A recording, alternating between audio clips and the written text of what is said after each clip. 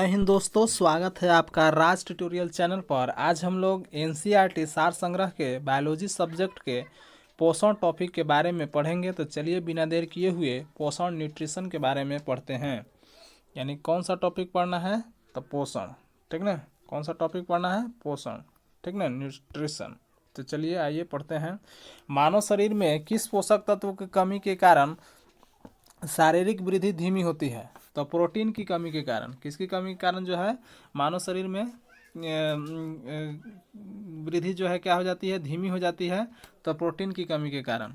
Vitamin A का मुख्य स्रोत क्या है? तो दूध, ठीक ना। विटामिन ए का मुख्य स्रोत क्या है? तो दूध है। प्रोटीन और वसा दोनों की प्रचुरता किस खाद्य पदार्थ में होती है? तो मूंगफली में होती है। प्रोटीन और वसा दोनों की प्रचुरता किस खाद्य पदार्थ में होती है? तो मूंगफली में होती है। शरीर में त्वचा के नीचे विद्यमान वसा शरीर की ऊष्मा के ह्रास के विरुद्ध अवरोधक का कार्य करती है।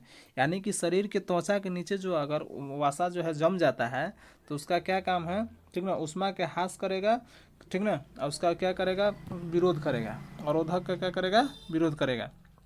शरीर में ऊतकों का निर्माण किस पोषक तत्व से होता है? तो शरीर में ऊतकों का निर्माण जो है प्रोटीन से होता है।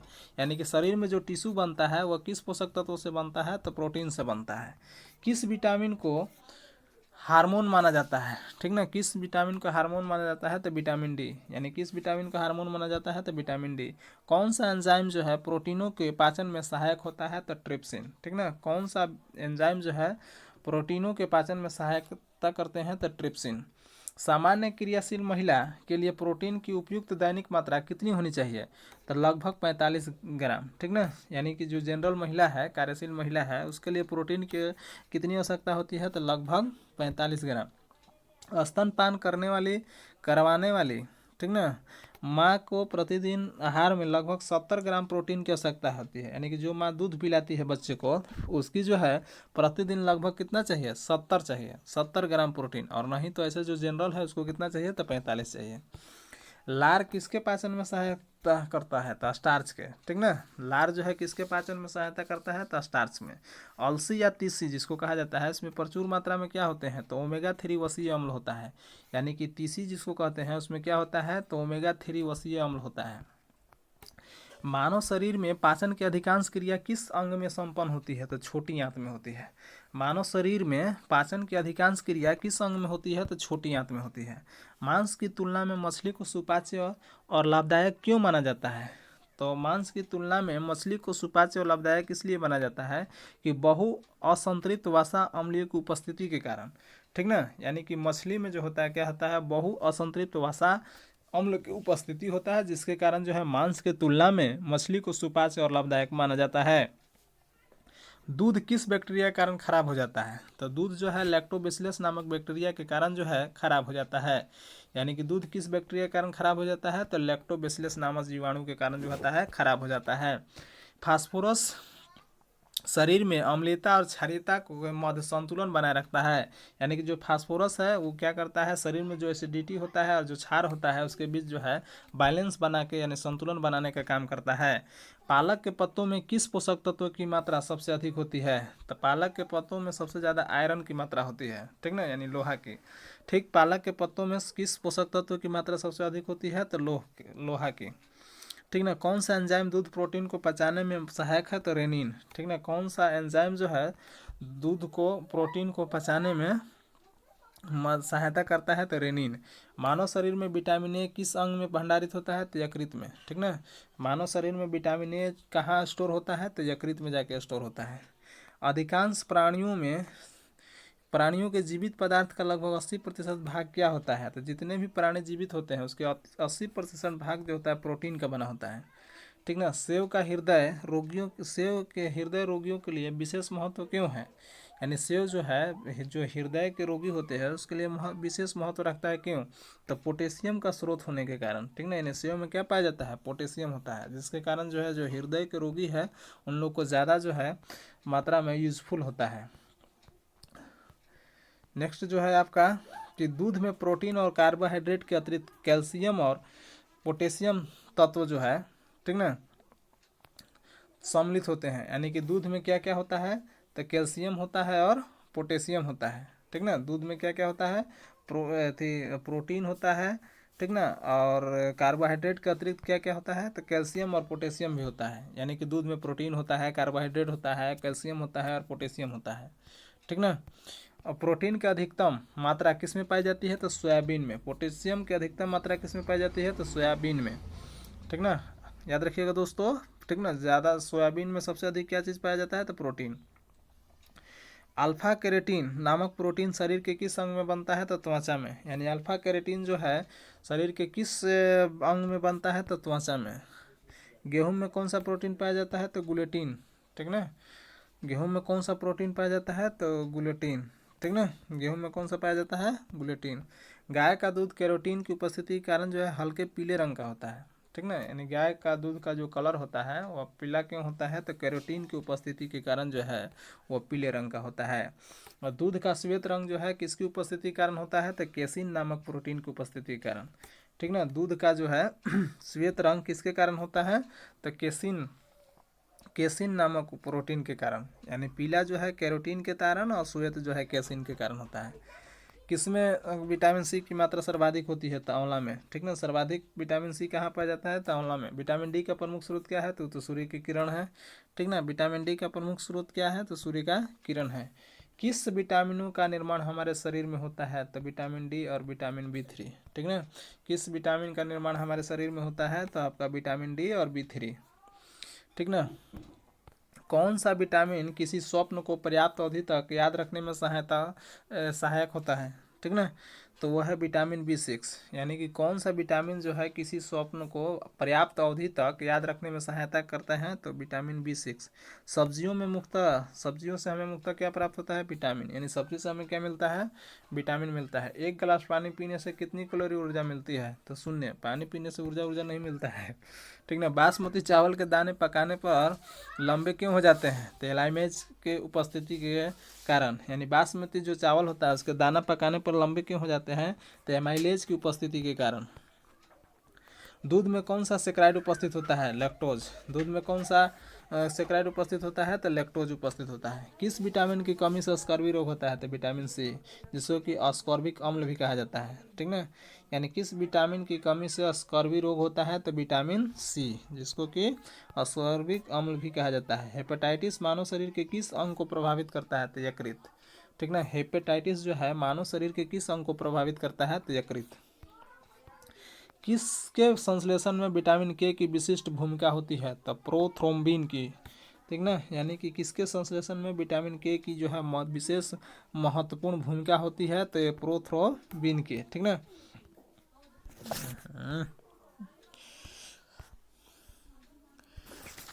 सॉरी दोस्तों।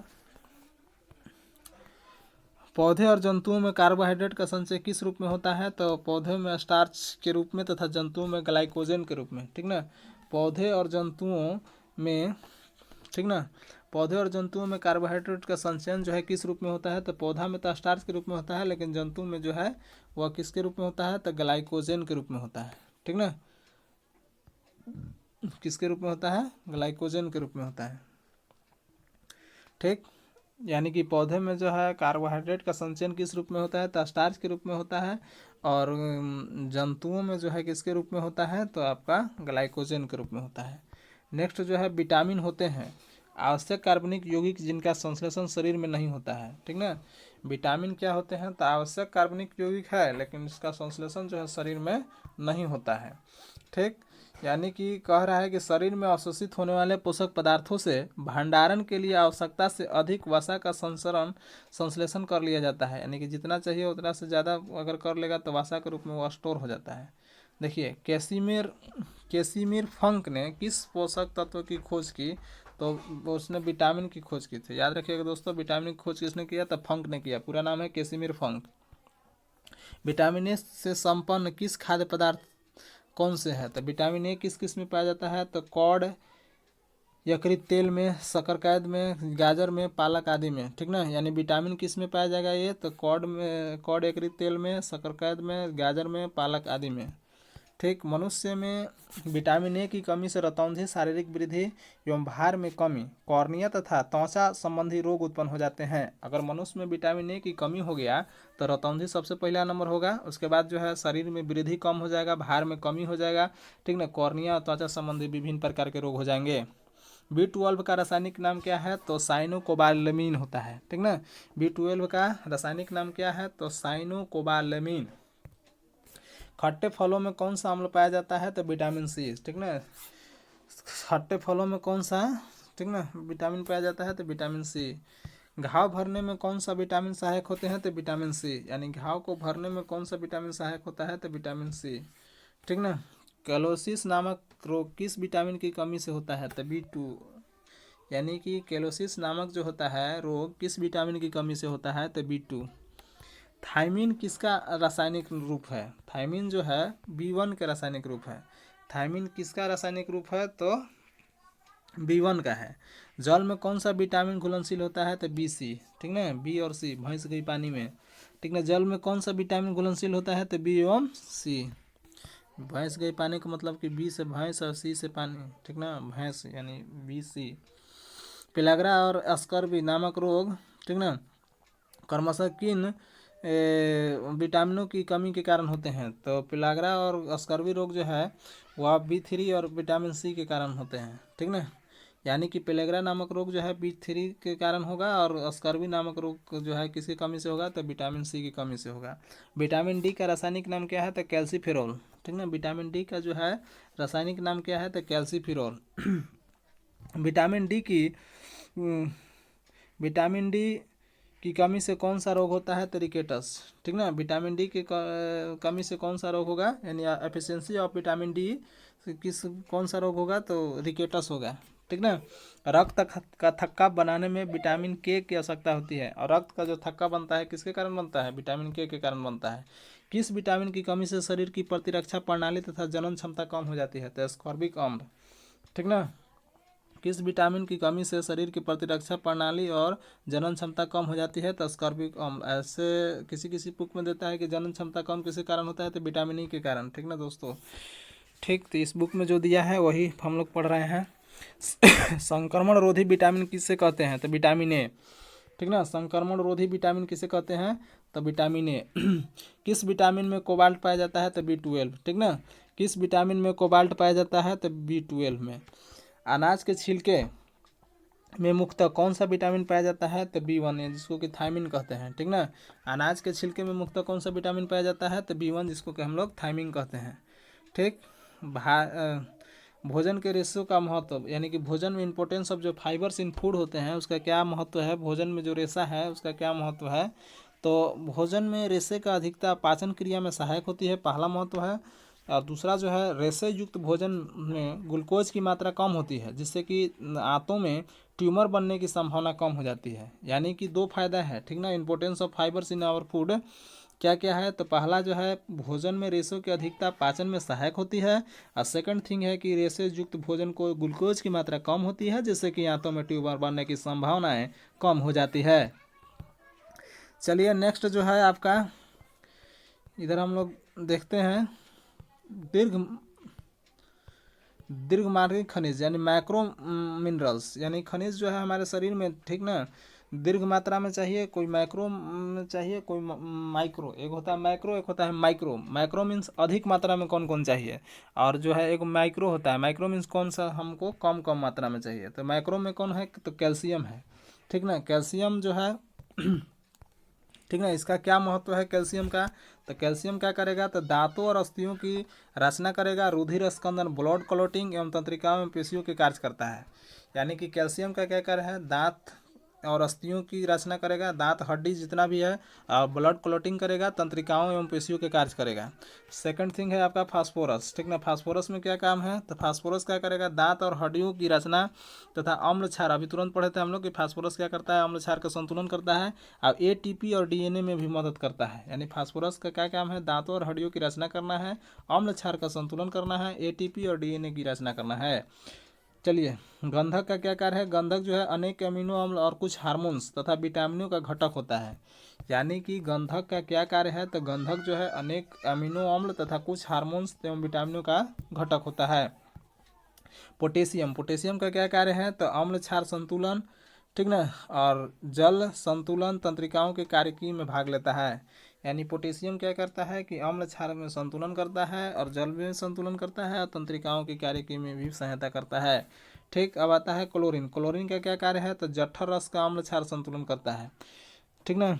क्लोरीन क्या करेगा कि जो जठर रस से अम्ल क्षार का है मात्रा उसको क्या करेगा? बैलेंस करेगा। सोडियम, सोडियम का क्या काम है? तो यह अम्ल क्षार का संतुलन करता है, ये भी जल का संतुलन करता है और तंत्रिकाओं की कार्यकी में भाग लेता है। मैग्नीशियम, मैग्नीशियम का क्या काम है? तो मैग्नीशियम जो है ग्लाइसोलाइसिस तथा एटीपी पर आश्रित अनेक उपापचयी क्रियाओं के एंजाइमों का सह घटक होता है, यानी को फैक्टर होता है। कौन? मैग्नीशियम। ये मैग्नीशियम का क्या कार्य है? तो ग्लाइकोलाइसिस एवं एटीपी पर आश्रित अनेक उपापचयी क्रियाओं के एंजाइमों में सह घटक यानी कोफैक्टर की भूमिका निभाता है। चलिए, कुछ कुछ खनिज है और उसका कुछ प्रमुख स्रोत है, आइए उसके बारे में हम लोग पढ़ते हैं। लोहा जो है सबसे ज़्यादा किस में मिलेगा? तो केला और खजूर में मिलेगा। इसका प्रमुख स्रोत क्या है? केला और खजूर। पोटेशियम किस में मिलेगा? तो पालक में मिलेगा, ठीक ना। पोटेशियम के लिए क्या खाना पड़ेगा? तो पालक। आयोडीन किस में मिलेगा? तो जान ही रहे हैं कि आयोडीन युक्त सामान्य नमक में, ठीक ना। आयोडीन किस में मिलता है? तो आयोडीन युक्त सामान्य नमक में। कैल्शियम किस में मिल जाएगा? तो दूध और अंडा, ठीक ना। दूध और अंडा ठीक ना दबा के खाइए और कैल्शियम और, ठीक ना, अपना हड्डी मजबूत कीजिए। कौन सा तत्व किडनी में पथरी बनने को रोकता है? तो मैग्नीशियम, ठीक ना।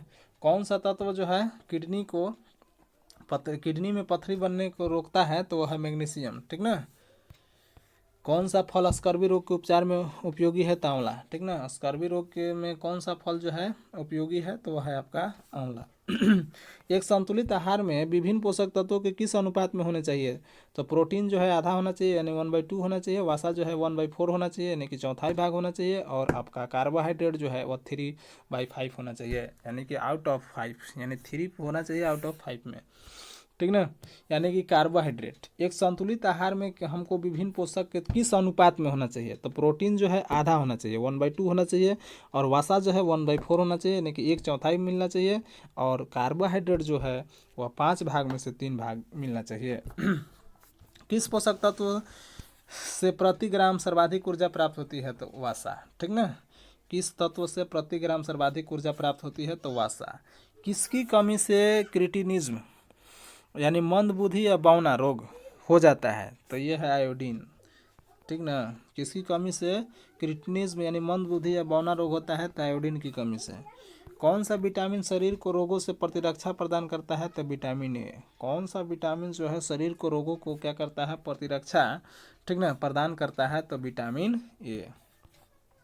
विटामिन डी की अनुपस्थिति से शरीर में कैल्शियम की कमी हो जाती है, ठीक ना, इसीलिए सूखा रोग हो जाता है, ठीक ना। विटामिन डी की अनुपस्थिति से शरीर में क्या हो जाता है? कैल्शियम की कमी हो जाती है, ठीक ना। अब आता है विटामिन, और विटामिन के कुछ कार्य है, आइए उसके बारे में हम लोग पढ़ते हैं, ठीक ना।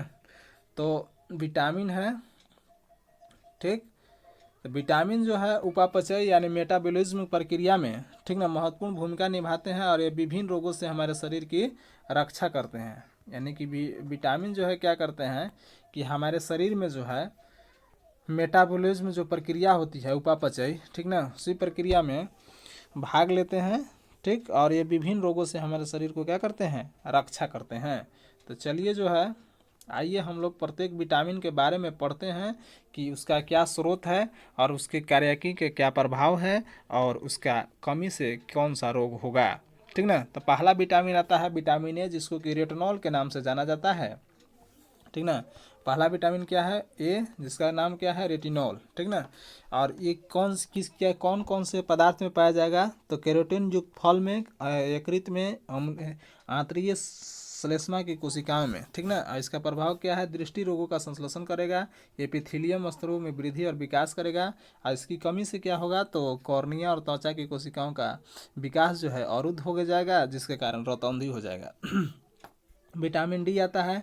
विटामिन डी का जो है रासायनिक नाम कैल्सीफिरोल है, और इसका कौन सा स्रोत है? तो मक्खन है, यकृत है, मछली का तेल है, गुर्दा है, अंडा है, यशिष्ट है, सूर्य का प्रकाश द्वारा संश्लेषित होता है। और इसका क्या प्रभाव है कार्यकी पर? तो यह जो है आपका कैल्शियम और फास्फोरस का उपापचय हड्डियों और दांतों में वृद्धि करता है, ठीक ना। और इसकी कमी से क्या हो जाएगा, तो इसकी कमी से जो होगा सूखा रोग हो जाएगा, जिसको कि ऑस्टियोमलेशिया कहते हैं, ठीक ना। कभी कभी आ जाता है इंग्लिश में कि ऑस्टियोमलेशिया किस विटामिन की कमी से हो जाता है, तो आपको ध्यान रखिएगा दोस्तों, विटामिन डी होता है, ठीक ना। वयस्कों में और रिटेक्स बच्चों में हो जाता है, ठीक ना। सूखा रोग किस में होगा, वयस्क में होगा, और जो है रिकेटस जो होता है बच्चों में होता है, ठीक ना। किसकी कमी के कारण होता है, तो कैल्सीफेरोल की कमी के कारण होता है, जिसको कि विटामिन डी के नाम से भी जाना जाता है। आता है विटामिन ई। और विटामिन ई का जो है रासायनिक नाम क्या है, तो टोकोफेरोल है। और इसके कौन कौन सा स्रोत है, तो तेल है, गेहूँ है, अंडे की जर्दी है, सोयाबीन है, ठीक। क्या चीज़ में मदद करता है, तो कोशिका की कला की सुरक्षा करता है, जनन क्षमता में वृद्धि। अभी तुरंत बताया था कि विटामिन ई जो है किस में मदद करता है, तो जनन क्षमता में, ठीक ना, पेशियों की क्रियाशीलता में। और इसकी कमी से क्या हो जाएगा, तो जानिए रहे हैं, जब वृद्धि कर रहा है तो जनन क्षमता में कमी हो जाएगा और एपिथेलियम में कभी क्या हो जाएगा, कमजोर हो जाएगा, ठीक ना। यानी कि विटामिन ई जो है उसका नाम जो है टोकोफिरोल है। और ये तेल, गेहूं, अंडे की जर्दी, सोयाबीन में पाया जाता है। और ये क्या चीज़ में मदद करता है, तो कोशिका कला की सुरक्षा करता है, जनन क्षमता में वृद्धि करता है और पेशियों की जो है क्रियाशीलता में मदद करता है। लेकिन इसकी कमी से कौन सा रोग हो जाएगा, तो जनन क्षमता में कमी हो जाएगी, एपिथेलियम भी क्या हो जाएगा, कमजोर हो जाएगा। आता है विटामिन के, नहीं, ठीक ना। तो विटामिन के जो है इसको क्या बोला जाता है, तो फिलोक्विनोन बोला जाता है, ठीक ना। इसका रासायनिक नाम क्या है, फिलोक्विनोन। और ये किस में पाया जाता है, तो हरी पत्तियाँ, अंडा, यकृत, टमाटर, गोभी, सोयाबीन आदि के बैक्टीरिया में पाया जाता है। और इस क्या चीज़ में सहायक होते हैं, तो यकृत में प्रोथ्रोम्बिन का संश्लेषण करते हैं। लेकिन इसके कमी के कारण कौन सा रोग होगा, तो चोट पर रक्त का थक्का न बन जमने से अधिक रक्तस्राव होगा। यानी कि इसकी कमी से अगर विटामिन के का कमी हो जाएगा तो जो ब्लड में है क्लॉटिंग नहीं होगा, जिसके कारण जो है खून बहते रह जाएगा और रोगी की मृत्यु भी हो सकती है। इसीलिए विटामिन के जो है बहुत ज़रूरी है। चलिए अब गाल में घुलनशील विटामिन, जितना भी विटामिन पढ़े अभी, ठीक ना, वो सब जो है वसा में घुलनशील है। अब हम लोग पढ़ रहे हैं वाटर सोल्यूबल विटामिन, ठीक ना। जितना भी विटामिन पढ़े, कौन कौन, vitamin A, vitamin D, vitamin E, vitamin के, ठीक ना, इसको क्या कहते हैं, वसा में घुलनशील है। अब जब जल में घुलनशील केवल दो विटामिन होता है, बी, सी, ठीक ना। तो जल में घुलनशील विटामिन, आइए उसके बारे में पढ़ते हैं और उसकी कमी के कारण कौन से रोग होते हैं उसके बारे में हम लोग जानकारी प्राप्त करते हैं। तो चलिए पहला विटामिन जो आता है वो है B1, जिसको कि थायमिन के नाम से भी जाना जाता है।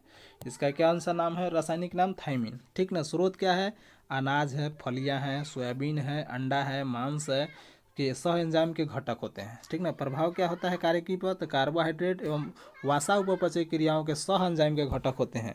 अब B1 की कमी के कारण यानी थायमिन की कमी के कारण बेरी बेरी रोग हो जाता है। याद रखिएगा दोस्तों, बहुत बार परीक्षा में पूछता है कि थायमिन बेरी बेरी रोग किसके कारण से होता है, तो B1 जिसको कि थायमिन नाम है। B12 B2 जिसका नाम क्या है, रासायनिक नाम राइबोफ्लेविन, ठीक ना। B2 को क्या कहा जाता है, राइबोफ्लेविन। यह किस में पाया जाएगा, तो पनीर में, अंडा में, ईस्ट में, हरी साग सब्जियाँ, ठीक ना, दूध में, यकृत में, मांस में, ठीक। क्या चीज़ में मदद करता है, तो उपापचय के महत्वपूर्ण सह एंजाइम्स फैड और FNM का घटक होता है। और इसकी कमी से किलोसिस नामक रोग हो जाता है। याद रखिएगा दोस्तों कि राइबोक्लोबिन की कमी से कौन सा रोग होता है, तो किलोसिस नामक रोग हो जाता है। आते हैं B3, जिसको कि निकोटिनिक अम्ल के नाम से जाना जाता है, ठीक ना। और इनका स्रोत क्या है, तो ईस्ट है, मांस है, यकृत है, मछली है, अंडा है, दूध है, मटर है, सेवा है, मेवा है, सेवा नहीं दोस्तों, जल्दी मेवा है, फलियां है, ठीक ना। और ये क्या चीज़ में मदद करते हैं, तो उपापचय में महत्वपूर्ण सह एंजाइम NAD और NADP का मदद करते हैं, ठीक ना। और B3 के कमी के कारण कौन सा रोग होता है, तो पेलाग्रा नामक रोग हो जाता है, ठीक ना। चलिए नेक्स्ट जो है B5, ठीक ना। B4 और B8 नहीं होता है, ठीक ना। याद रखिएगा B4 और B8 नहीं होता है, डायरेक्ट B5 होता है, तो B4 नहीं बल्कि B5 होता है। तो B5 को कौन सा नाम कहते हैं, तो पेंटोथेनिक अम्ल कहते हैं। पेंटोथेनिक अम्ल किस में पाया जाता है, तो अंडा में, यकृत में, मांस में, दूध में, टमाटर में, मूंगफली और गन्ना में, ठीक ना। और ये क्या चीज़ में मदद करते हैं, तो कैटाबोलिज्म में महत्वपूर्ण भूमिका निभाते हैं और सह-एंजाइम एक का घटक होते हैं।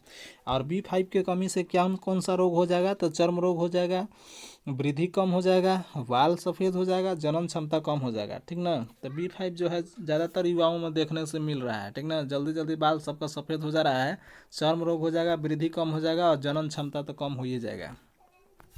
यानी नेक्स्ट जो है आपका विटामिन जो आता है पायरिडॉक्सिन, जिसको कि B6 के नाम से भी जाना जाता है, ठीक ना। इसे किस में पाया जाता है तो दूध में, यीस्ट में, अनाज में, मांस में, यकृत में, ठीक ना। ये क्या चीज़ क्या में मदद करता है तो अमीनो अम्ल के उपापचय में सह एंजाइम के रूप में मदद करते हैं। और B6 यानी कि पायरिडॉक्सिन की कमी से कौन सा होता है तो रक्त क्षीणता हो जाएगी, यानी खून की कमी हो जाएगी, चर्म रोग हो जाएगा और पेशियों में ऐंठन हो जाता है, यानी मांसपेशियों में जो ऐंठन आता है, ठीक ना, वो किसके कारण हो जाता है तो पायरिडॉक्सिन के कारण हो जाता है। चलिए B7 जिसको कि विटामिन एच के नाम से भी जाना जाता है, याद रखिएगा दोस्तों, इसको क्या नाम है, रासायनिक नाम क्या है तो बायोटीन के नाम से जाना जाता है, कहीं कहीं इसको एच कह दिया है वैज्ञानिक लोग, ठीक ना। तो B7 को बायोटीन के नाम से जाना जाता है, किस में पाया जाता है तो मांस, गेहूँ, अंडा, मूंगफली, चॉकलेट, सब्जी, फल में पाया जाता है, ठीक ना। और यह इसका क्या कार्य है तो अवसीय अम्लों एवं सहित कई अन्य पदार्थों का संश्लेषण करता है, ठीक ना। और इसका कमी से क्या, B7 की कमी से क्या हो जाएगा तो चर्म रोग हो जाएगा, बालों का झड़ना, ठीक ना। यानी कि B7 आजकल ज़्यादा लड़के लोग में चल रहा है, ठीक ना, सबके बाल जो झड़ जा रहा है तो किसकी कमी से कारण होता है तो B7 के कमी के कारण होता है, ठीक ना। B9 को फोलिक एसिड कहा जाता है, ठीक ना। इस किस में पाया जाता है हरी सब्जियां, यकृत, सोयाबीन, यीस्ट और फलियां में पाया जाता है, ठीक। इसका क्या कार्य है तो वृद्धि रोगाणुओं का निर्माण, इन DNA का संश्लेषण, और इसके कमी से तो रक्त क्षीणता होता है और वृद्धि में कमी होती है, ठीक ना। यानी कि फोलिक एसिड के कमी के कारण B9 के कारण क्या होता है तो खून की कमी हो जाती है। B12 का रासायनिक नाम जो है साइनोकोबालामिन होता है, ठीक ना। और साइनोकोबालामिन किस किस में पाया जाता है तो मांस में, मछली में, यकृत में, अंडा में, दूध में, आंत के बैक्टीरिया में। और ये क्या चीज़ में मदद करता है आपका तो वृद्धि रोगाणुओं का पुनर्निर्माण में, न्यूक्लिक अम्ल का संश्लेषण करने में। और इसकी कमी से क्या हो जाएगा तो रक्त क्षीणता होगा और तंत्रिका तंत्र में क्या हो जाएगा विकार उत्पन्न हो जाएगा। चलिए दोस्तों अब हम लोग विटामिन सी के बारे में पढ़ते हैं। विटामिन सी को अस्कॉर्बिक एसिड कहा जाता है और ये किस किस में पाया जाता है तो आंवला में, नींबू में, खट्टे फल एवं टमाटर में पाया जाता है। और इसका क्या कार्य है तो अंतरा कोशिकीय सीमेंट या कोलेजन तंतुओं का निर्माण में ये मदद करता है। और इसके कमी से कौन सा रोग होते हैं तो स्कर्वी रोग होता है या मसूड़ों में सूजन हो जाता है। यानी विटामिन सी के कमी के कारण कौन सा रोग होता है तो स्कर्वी रोग और मसूड़ों में सूजन हो जाता है। आइए विटामिन के का रासायनिक नाम फिलोक्विनिन है, जिसका कार्य स्कंदन, रक्त स्कंदन करना और यकृत में प्रोथाम्बिन का निर्माण करना है। हम लोग पहले भी पढ़े कि विटामिन के का जो रासायनिक नाम क्या है तो फिलोक्विनोन है, ठीक ना। और इसका मेन काम है रक्त का स्कंदन करना, यानी ब्लड को क्लोटिंग करता है और यकृत में प्रोथाम्बिन का निर्माण करता है। दोस्तों नेक्स्ट वीडियो में हम लोग पादपों की आकारिकी यानी प्लांट मॉर्फोलॉजी के बारे में पढ़ेंगे। तो दोस्तों वीडियो देखने के लिए धन्यवाद। दोस्तों यदि वीडियो अच्छा लगता है तो लाइक कीजिए, सब्सक्राइब कीजिए, दूसरों स्टूडेंट के पास शेयर कीजिए ताकि उनका भी कुछ फ़ायदा हो सके, ठीक ना। और बेल घंटा जरूर दबाइए ताकि जैसे ही वीडियो अपलोड हो तो आपके पास सबसे पहले वीडियो पहुंचे। जय हिंद दोस्तों।